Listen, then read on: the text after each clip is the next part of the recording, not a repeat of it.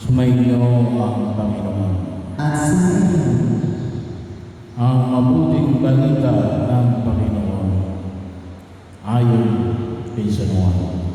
Papuri sa inyo, Panginoon.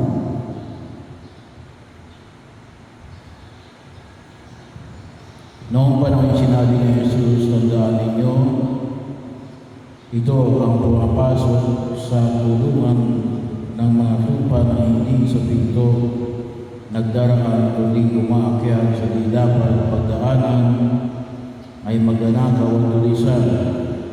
Ngunit ang nagdaraan sa pintuan ay siyang pastol ng mga tupa.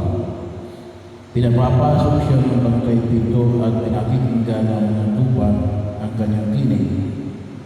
Tinatawag niya ang kanyang mga tupa sa kanilang pangalan at nilalabas sa kulungan.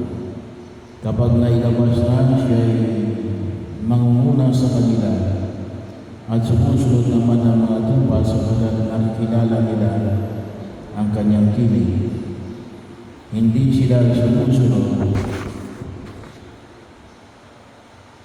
sa iba, bagkus pa nga ay patakbong lumalayo sapagkat hindi nila nakikilala ang kanyang tinig.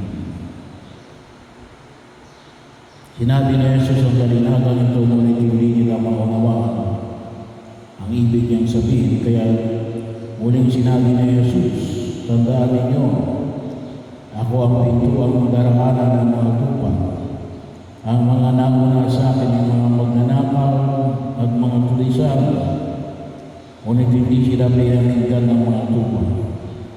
Ako ang pintuan, ang sinamang pumapasok sa pamalitan ko'y maliligtas, papasok siya at lalabas at makakagat po ng pastulan.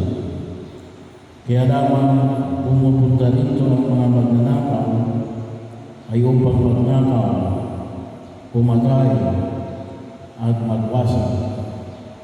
Naparito ako upang ang mga tupay magkaroon ng buhay, isang buhay na ganap